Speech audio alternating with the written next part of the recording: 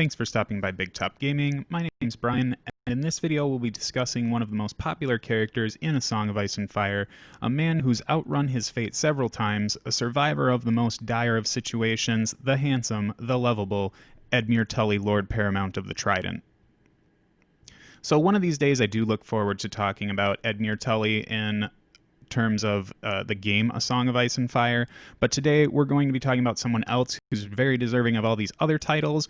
That's going to be Jon Snow, 998th Lord Commander for the Night's Watch. So Jon Snow's been out since the beginning of the Night's Watch faction, and it's been quite some time since that happened, so why am I talking about Jon Snow now, especially coming off of another Night's Watch video? First of all, I think Night's Watch have kind of gotten a little bit of a rough play, just like Edmure Tully did in the show, so I wanted to try and put out that Jon Snow feels, to me at least, like a really good choice into some of the things that are going on in the game right now. You could say he's a good meta call, if you want to use that language. So I wanted to go over some list build strategies with him, just to kind of show what I think you can do when you start looking at things from a different perspective. In order to get a feel for what Jon Snow brings in terms of tools to the Night's Watch faction, let's first go over his commander cards. The first one that he brings along is It Shall Not End Until My Death. This triggers when a friendly combat unit would be destroyed. That unit may make a morale test. On a success, they are not destroyed, but remain in play with one remaining wound. If they happen to be within short range of Jon Snow's unit, they also remove their activation token. So this is a really great attritional focused card, and with no main spoilers, it's kind of going to go that way for a while here, but it's one of the really frustrating cards to see played against you when you're running Jon Snow. I guess I should say that different. It's one of the more frustrating cards for your opponents to deal with when you're playing Jon Snow, because typically the Night's Watch kind of have a lot of survivability baked into a lot of the different cards and different units they can bring with them, and once your opponents really put in a lot of effort to try and take down this one very particular stuck-in unit, nothing is more defeating than just watching that unit come back and having to deal with it either getting full or getting healed up so much to where everything they've just done for the last round or two is really wasted, and now they've kind of they've got to upset that attritional tempo balance and turn the bus around so they can run it over this unit's head again, but chances are pretty likely that they don't have the juice to get that done. The next card we're going to be looking at is Stand United, Brothers. This triggers when a friendly combat unit passes a morale test. One other friendly unit within long range can restore D3+1 wounds. If either unit contains Jon Snow, you automatically count as having rolled a 3. This is another card that just builds on that attritional focus that Jon Snow brings to the faction. You want to kind of bake units into your army that have a pretty decent morale value, because when Stand United, Brothers is in your hand, you want it to go off. And this is just another reactionary card where your opponent is trying to take down some of your units, and you end up upsetting that balance by saying, well, you can do some wounds to this unit over here, and as long as I pass my panic test, that means this other unit that you thought that you had worn down quite a bit is going to get healed back up again. And given that Jon Snow has the ability to kind of get into the middle with certain units and get in that mix, means that we're likely to have Jon Snow within range to make sure that we're getting 4 wounds back to that unit. This card's another strong one that your opponent always has to take account for, and it means that they're going to be kind of focusing more on one unit at a time. I think when people were having such a hard time dealing with Night's Watch from a Jon Snow perspective in their early days, my strong advice was to work on one unit until it's completely dead. You do not want to pepper wounds out to Night's Watch units, and cards like this or other abilities like this are the core reason why you want to do that. So if your opponent is putting a lot of pressure on you in different areas, they're kind of playing into your game plan with this card anyways, because you want to just make sure you can last long enough to fill those wounds back up. The final card that Jon Snow brings to the Night's Watch Tactics deck is For the Watch. This triggers when a friendly combat unit activates. You can choose one of the following items, and if Jon Snow happens to be in the unit that you're targeting with this card, you get to choose 2 of those abilities. That unit gains +2 speed this turn, that unit's melee attacks gain +1 to hit, or that unit may restore up to 2 wounds and remove 1 condition token. So this card also kind of plays into that attritional play style. The final option for sure, you get to take a condition token off that might be bothering your combat output or your survivability, and you get to heal 2 wounds back up, which is a good number because you have a good chance of spilling over to getting into a new rank so that you can get more attack value out of your unit. Just being able to get +1 to hit is pretty powerful too, especially if you're stuck in. Most of the things that Night's Watch brings are going to be hitting on 3s anyways, so hitting on 2s makes sure that you're stuck in combats end up doing a lot more work. There's also the element of kind of springing some traps on your opponent here because we get that +2 speed.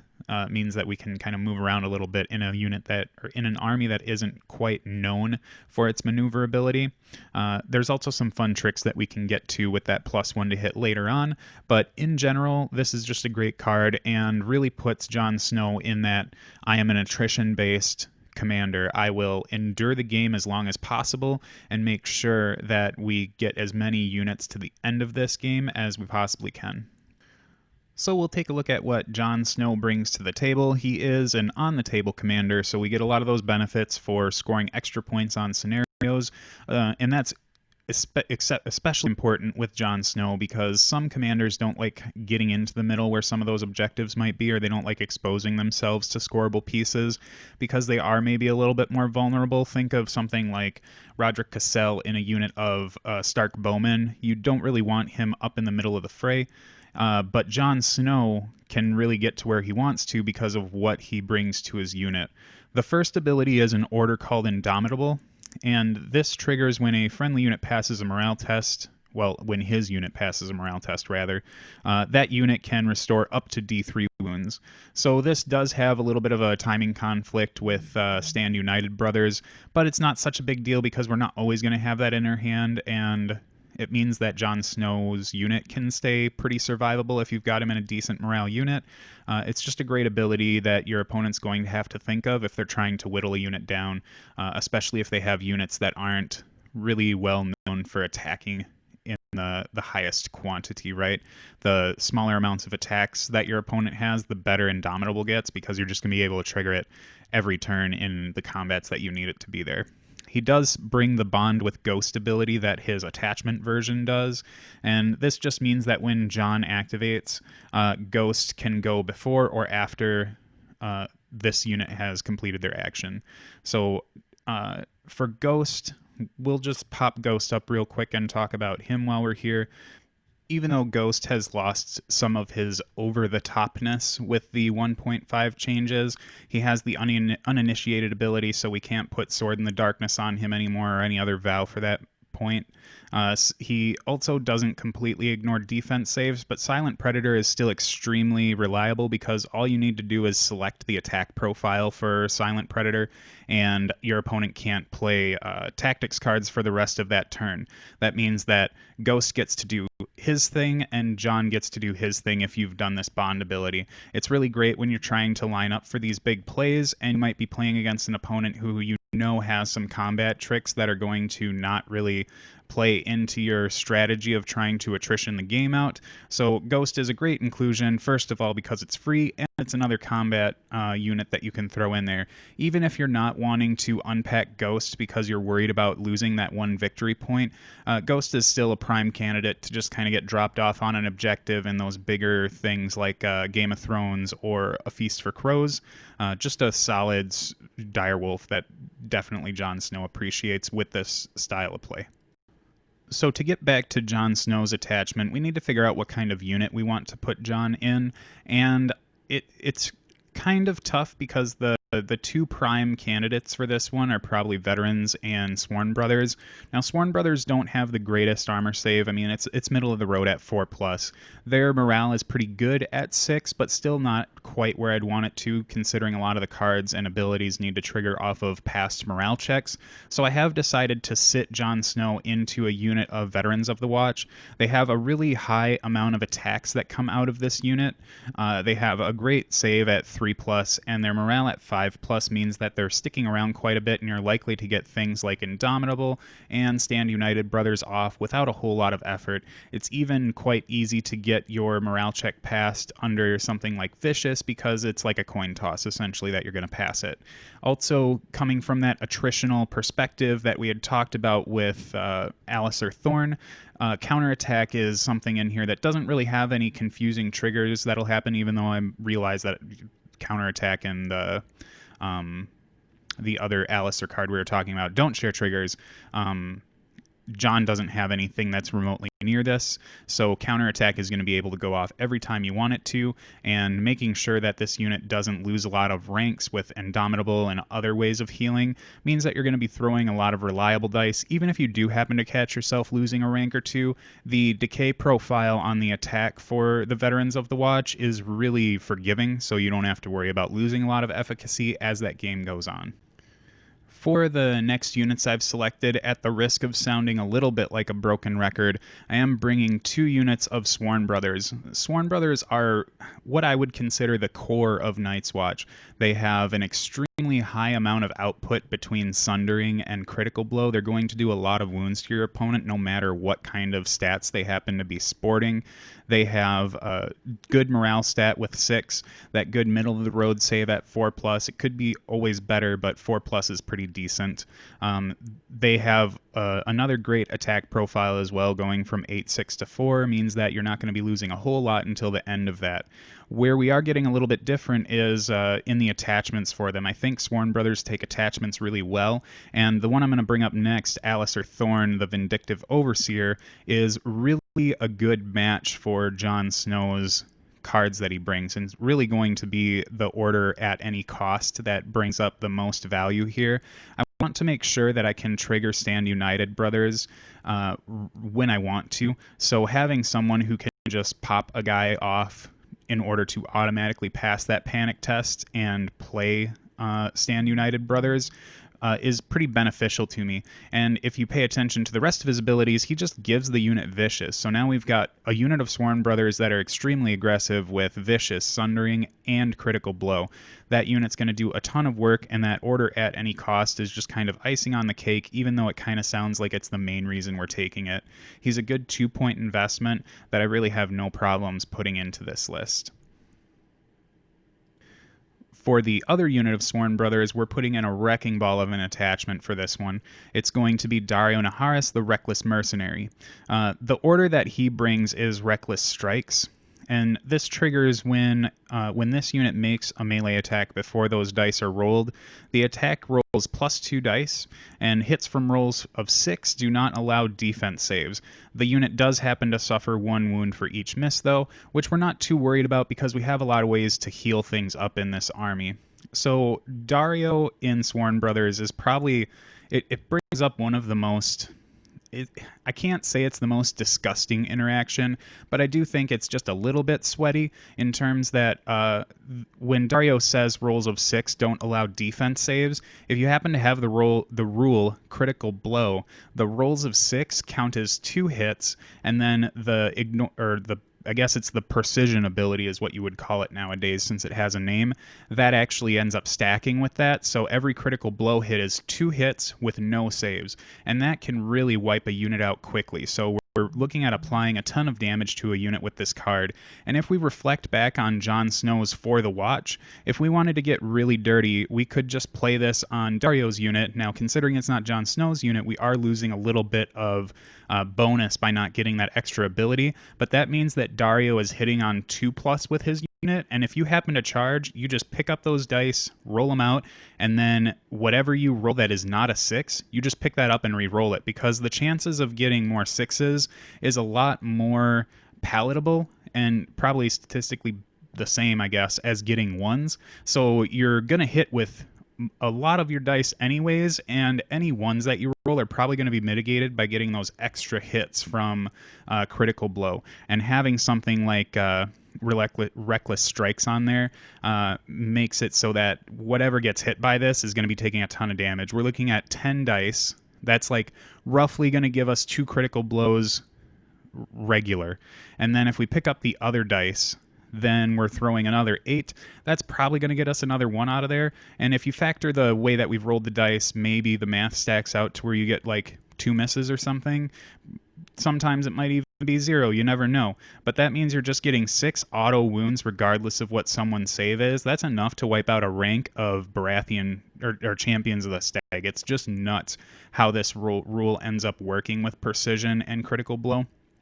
I feel like this gives us a really hard-hitting unit that our opponent has to respect, and they'll want to send things after it, but since we have so many ways to heal this unit back up, it's going to be hard for our opponent to take this really attritionally focused piece from us. So far, attrition's been really focused on healing our units and keeping them around, but this one is going to really focus in on just destroying things one by one.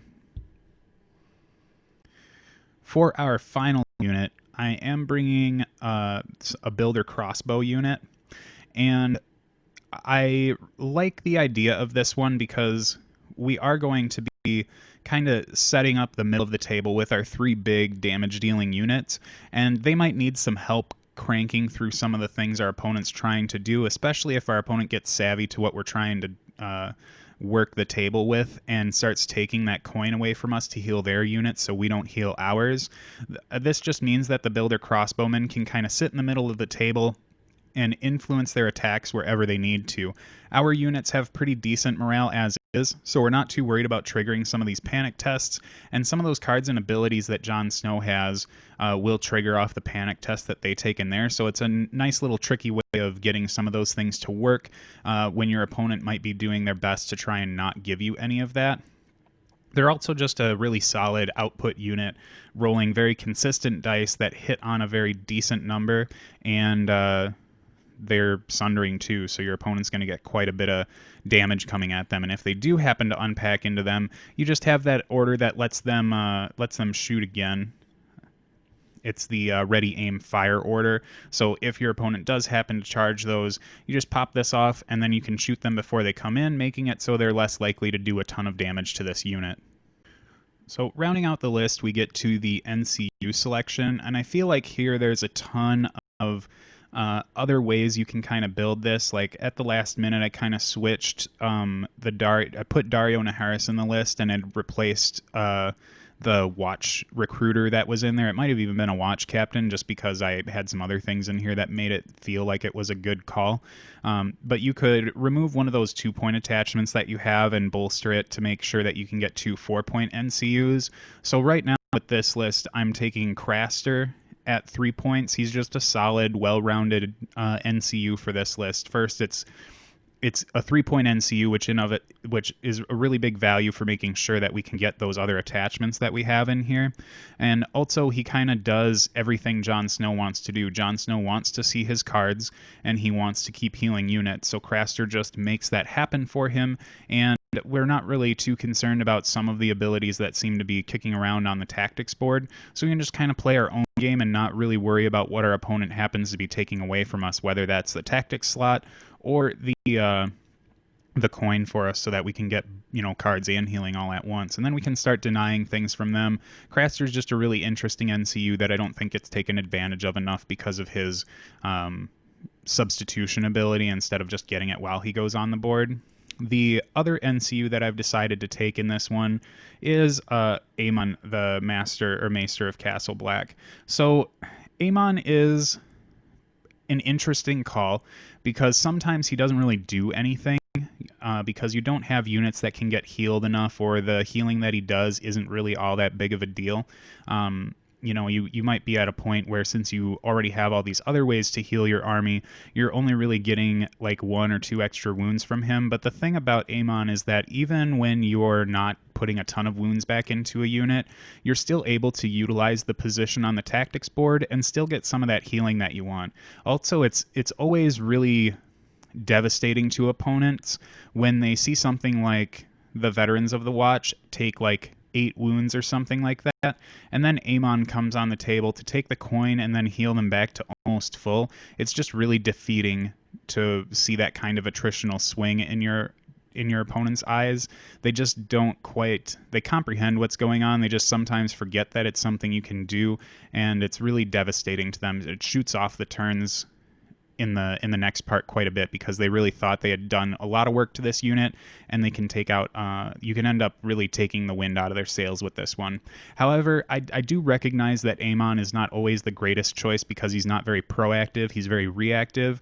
I think that Quarren Halfhand is another really great NCU for this list, which is kind of why I had the watch captain in here before, just because there is a chance that I might do something like kill him later on in the game so that I can just stop a really powerful unit from going. But being able to give a unit +1 speed and +1 attack die while he's not doing his whole like gack himself so that he can stop a unit from activating is quite powerful. I think that Donald Noy is another one that can get a lot of value in this list because we're putting some extra armor protection on some units so that we can make sure they stick around when we don't have those healing cards in our hand. There's just a whole bunch of stuff you can do with NCUs in this faction, and especially this list, because Night's Watch just has so many great options available to them. I wouldn't even hate it if someone decided to rip out the crossbowmen from this list, replace them with conscripts, and then try and switch things around so they could get 3 NCUs out of this just because they have so much protective value out of them, and that way you can keep your whole 5-3 split if you're really super with the 8 activation list. But I think this list works fine at 5, especially since things like It Shall Not End to Until My Death really help. It kind of makes it so you almost have an extra combat unit in there or two, because the ones that your opponent would be thinking would be dead are going to come back. The things that I would try and stick away from in this list are things that really mess with your morale a lot. I don't think Jon Snow likes seeing Cersei hanging around, and Shirley doesn't like seeing Melisandre because she can do a ton of damage, but and I can heal it back. It's just that I think she does more damage than can be healed. The things that I think this list really excels into are those other lists that have really wide combat units. I think Free Folk have a bit of trouble trying to get into decent armor saves and chewing through these wounds because their ability to output damage isn't that high. And I think that this Jon Snow list has the ability to do enough damage back to Free Folk, especially with Alistair Thorne here, to kind of swing that attritional advantage the other way. And Ghost is actually quite scary to a lot of Free Folk as well, because you're more likely to get on the sides where they're taking that 5+ save down to a 6, and the big panic test is where things get really wonky for them. I just think that any list that tries to go really wide with activations, things like these crazy activation Stark lists, they don't have the core, they don't turn their attacks up so much to where they can just sit in combat with units like these and endure for a long time. They're going to run out of units eventually, and you're going to be fueling yours back up, making sure that you're not losing that momentum. As long as you're not losing out on scenario, which is kind of what the Builder Crossbowmen can also do, as well as just shoot out dogs that might be in the backyard. I think this list has a lot of strength into the current brain space meta, and I do know that some people are even playing Snow with a couple units of veterans just to really jam that idea home of just existing in the middle of the table and not giving up any defense through armor saves or just meat really.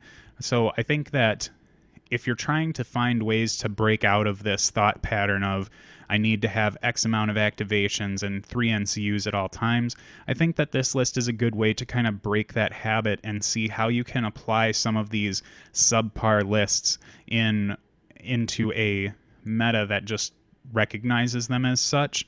I think it's very strong and could play very well considering what's going on out there in the world of A Song of Ice and Fire. Let me know in the comments below how you decide to build Jon Snow, because we've had him for quite some time, and there's a plethora of ways you can make this type of list work out. So by all means, mine is not the best way or the only way. It's just another way to do Jon Snow. Otherwise, I enjoyed making this one for you. I hope you enjoyed watching it, and I look forward to making the next one for you.